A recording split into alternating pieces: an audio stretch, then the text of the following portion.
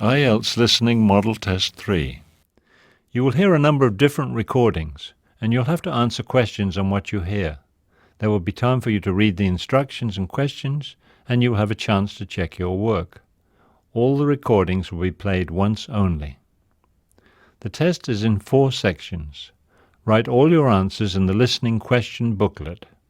At the end of the test, you will be given 10 minutes to transfer your answers to an answer sheet. Now turn to Section 1 on page 316.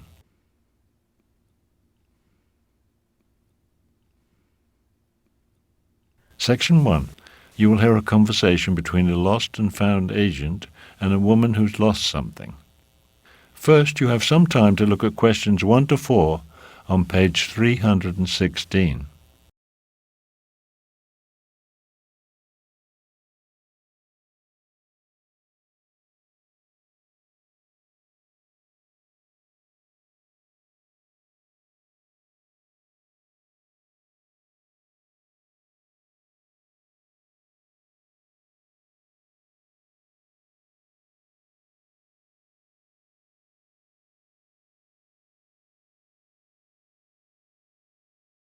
You will see that there is an example which has been done for you.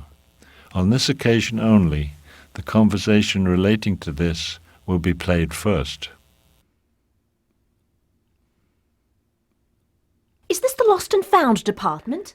Yes, this is lost property. Did you lose something on the train? Yes, I did. I lost something very valuable, and it's very important that I get it back. All right, calm down. We'll fill out a lost item report form. Now, when did you lose the item? Just now. Today. A few minutes ago. Today's Monday. Okay, right. The item was lost today, which is Monday, so Monday has been written in the space. Now we shall begin. You should answer the questions as you listen because you will not hear the recording a second time. Listen carefully and answer questions 1 to 4. Is this the Lost and Found department? Yes, this is lost property. Did you lose something on the train? Yes, I did. I lost something very valuable, and it's very important that I get it back. All right, calm down. We'll fill out a lost item report form. Now, when did you lose the item? Just now. Today. A few minutes ago. Today's Monday. Okay, right. Can't you hurry? Can't you send the police to look for it or something? Now, just relax. This will only take a minute. May I have your name, please? It's Patty. That's Patty. Last name Brown, like the colour. Patty Brown. All right, Miss Brown, your address? I live at 17 High Street. 70 or 17? 17. Is that a house or a flat? Oh, it's a flat. An apartment. Number 5. And the city is Riverdale. Just one more thing. I need a phone number. 305-5938. Is that home or office or... It's my mobile phone. That's the best number to use because you can always reach me there. Before you hear the rest of the conversation, you have some time to look at questions 5 to 10 on pages 316 and 317.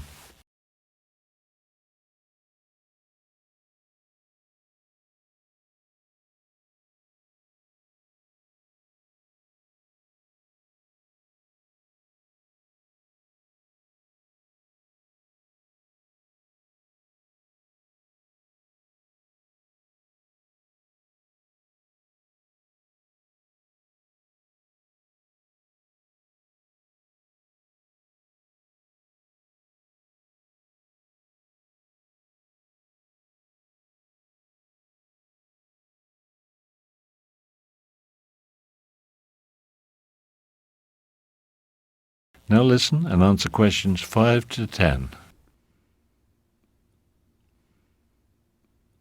Okay, I'll need a description of the lost item. What exactly did you lose? I lost my reading glasses, but you know I bought them in Italy. They're Italian designer glasses and very expensive. I see. And can you describe them? Are they square or round or... They're round. And they have a chain attached. You know, those chains on glasses so you can hang them around your neck. Where were you when you last had them? I was sitting on the train reading. I had a window seat. The train was just about to enter the station. I heard the door at the other end of the car open, so I looked up from the article I was reading to see what the noise was. So you had your glasses on then because you were reading? Yes, that's right. It was a fascinating article in that new magazine. You know the one. I can't remember the name now, but anyhow. Which train were you on? Oh dear. I don't remember the number, but it was the train from Riverdale. I've come here to visit my aunt. I've taken a whole week off of work to make this trip.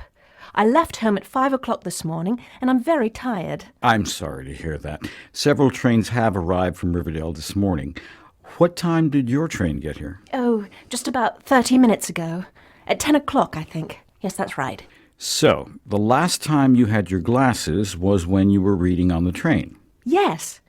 And when I got off the train, I had my handbag and my suitcase, and I checked my seat to see if I had left anything on it, but I hadn't.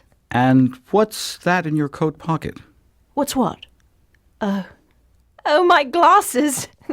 Oh, my goodness. I can't believe they were there the whole time. That is the end of section 1. You now have half a minute to check your answers.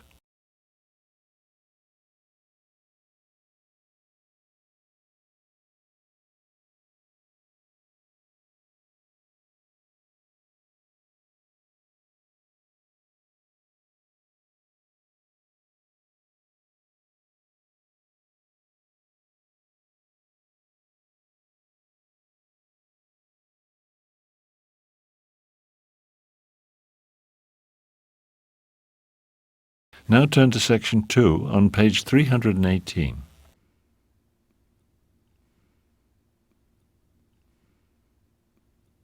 Section 2. You will hear a recording of a talk about student housing. First, you have some time to look at questions 11 to 14 on page 318.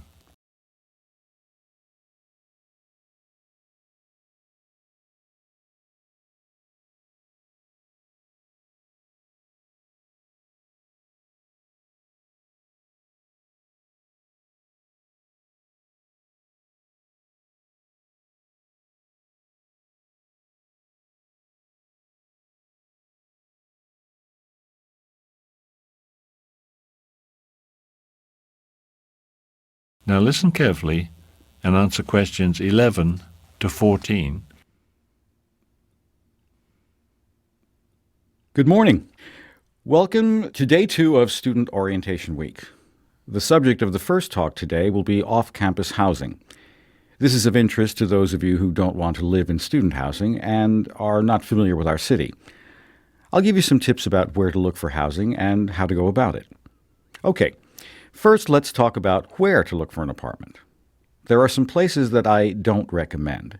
The obvious place to look, you might think, would be in the neighborhood of the university. However, that's probably not a very good idea because, unfortunately, this is one of the more expensive areas of the city to live in. The downtown area is a popular place to visit. However, that's not a good place to look for housing either because it's mainly a commercial area. There are very few apartments there. It's also rather far from the university. So, where does that leave us? I can recommend a couple of good places to look. Many students rent apartments in the uptown neighborhoods. The prices there are quite low and many buses go there, so it's very easy to get to the university from there. The Greenfield Park neighborhood is also popular. It's closer to the university, but not many buses run in that direction, so you'll need a car if you choose to live there. Before you hear the rest of the talk, you have some time to look at questions 15 to 20 on page 318.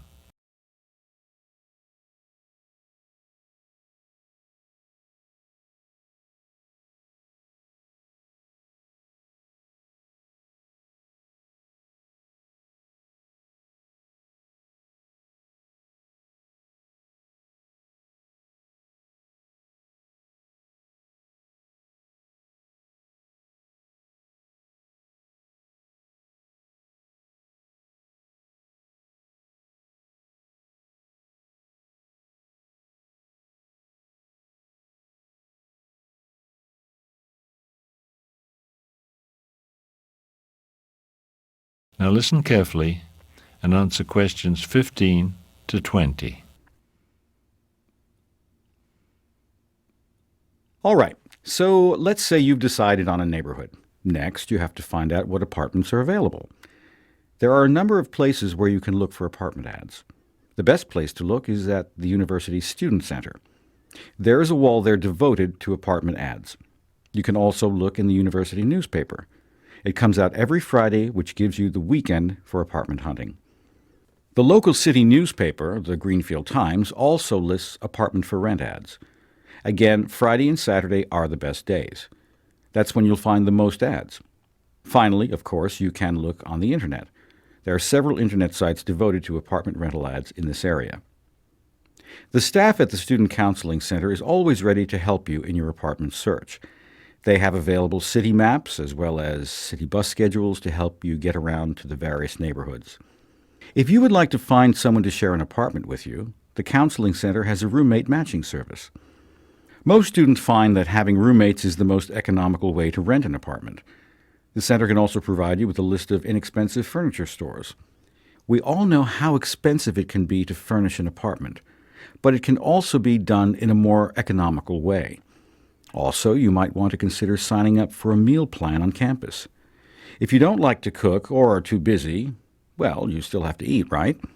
If you live off campus, you can still eat in the university's student dining rooms. We have plans for buying meals by the week, month, or semester. The Student Counseling Center can give you all the necessary information on that. That is the end of section 2. You now have half a minute to check your answers.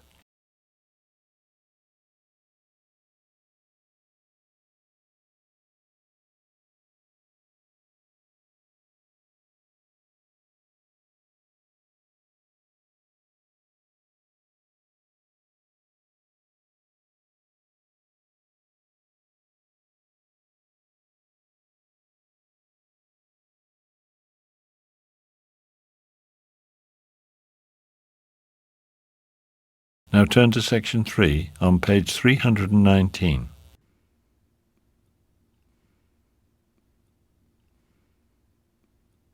Section 3. You will hear two students talking about their assignment. First, you will have some time to look at questions 21 to 25 on page 319.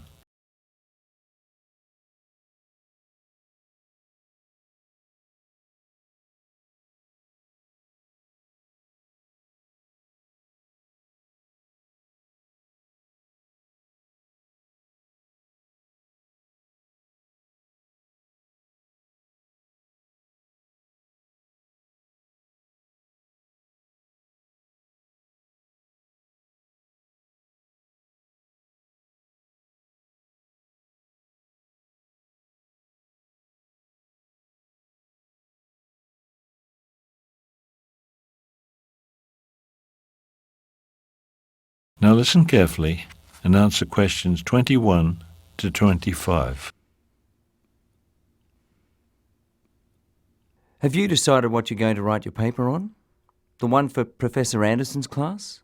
The topic is transportation, right? I've been thinking about writing about bicycles as a way to solve our transportation problems. Really? I usually think of bicycling as a sport or recreational activity. Around here, that's what most people think. But in some parts of the world, bicycles are an important form of transportation for many people. I think we have a lot to learn from them. So, what are you going to say in your paper? I'm not sure. Maybe you can help me figure some of it out. Sure. Okay, well, I'd say if you want to persuade people to use bicycles more often, you have to start by thinking about the advantages and disadvantages. You're right. Let's see. Well, I think the advantages are obvious. First, bicycling is good for your health. Yes, that's true. And another thing is that bicycles are a lot cheaper to use than cars. Or any other form of transportation when you think about it. You don't have to pay a fare every time you ride your bike, like you do when you take the bus or the train. Okay. Another one is that bicycles don't cause pollution like cars and buses do. Yeah, that's a really important one. Bicycles are a clean form of transportation. Okay. So, what about the other side? What are some disadvantages? Some reasons why people might not want to use bicycles? One thing I thought of is weather. Who wants to ride a bike in the rain? Or if you live where the weather is cold all winter, it would be hard to use a bicycle regularly. So bad weather would be a problem. Bad health would be too. Some people just aren't strong enough to ride bikes very much. You have to be in good shape. Yes, especially if you live far from your job or wherever you have to go. So that would be another problem. Distance. It's difficult to ride your bike if your trip is a long distance. Before you hear the rest of the conversation, you have some time to look at questions 26 to 30 on page 319.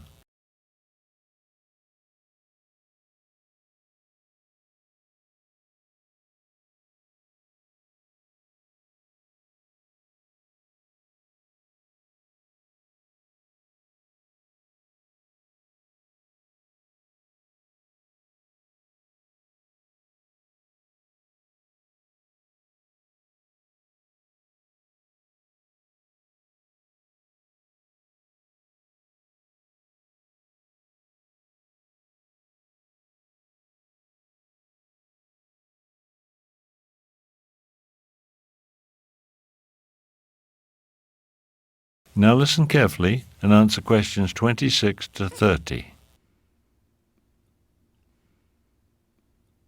Okay, so using a bike might not work for everyone, but for a lot of people it would. How can people be encouraged to use bikes for transportation? I think there's a lot cities can do. I think the biggest thing is making bicycle lanes on roads.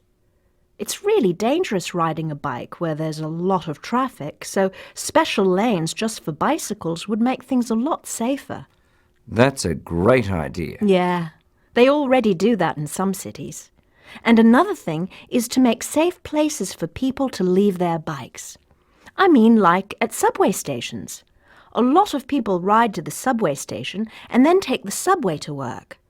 They need a safe place to lock up their bikes all day so they don't get stolen. That seems important. Yes. And another thing I've read about is maps. Some cities provide bicycling maps that show all the good routes. They show people how easy it is to get around by bike. Okay, but what about equipment? Don't you need a lot of special stuff to ride a bicycle? I don't think so. For safety, you should wear a helmet. And at night, you should have lights or wear reflective tape so cars can see you. For comfort, you'd need light clothes and waterproof clothes when it rains. But that's all I can think of. Really, it's easy and inexpensive to get started riding a bike. I think you'll write a great paper. You've already persuaded me to get a bike. That is the end of section 3. You now have half a minute to check your answers.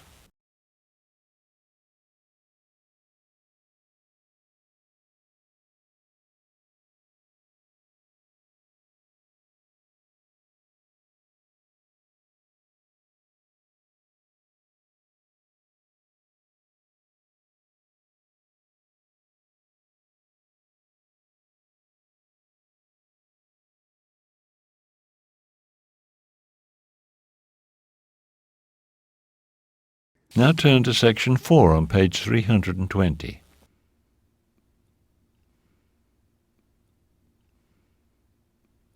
Section 4. You'll hear a professor explaining an assignment to the class. First, you have some time to look at questions 31 to 40 on page 320.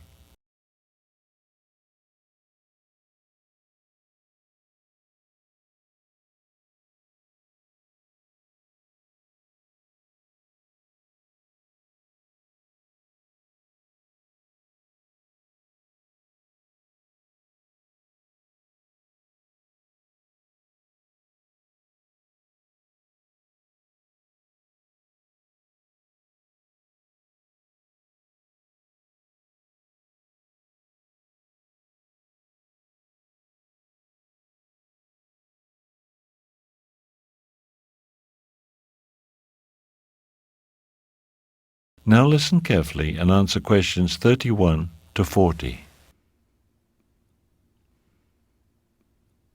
Good afternoon, everyone. Today, we'll talk about the most important assignment you'll do in this class, which is write a research paper. I'll start by going over the process step by step so you'll know exactly what I expect of you. All right, let's begin at the beginning. The first step is to choose a topic. I have a list of suggested topics related to the content of this class, and I'd like you to look over it to find a topic that interests you. Then, since they are somewhat general, I'd like you to narrow your topic choice down to something more specific. You'll need to get my final approval on your topic before you begin your research. The next thing you'll do is gather information on your topic. There are two major places to go for that. At the library, you'll have reference books and other types of books available, as well as journals, magazines, and newspapers. Don't forget to look at atlases and other similar sources, too. They contain a lot of useful information. Then, of course, there is the Internet, where you'll find online journals and newspapers, as well as online encyclopedias and much more. After you have gathered some information and had the chance to start thinking about your topic, the next step is to write a thesis statement. This is a critical part of the process because the bulk of the paper will be about using your information to defend your thesis statement. I will be happy to help you with this and actually with any other part of your writing process if you need it. Now then, let's say you have your thesis statement and you have your information. How do you get started writing? It can seem overwhelming with all your ideas and notes floating around. Writing an outline will help you to start getting focused.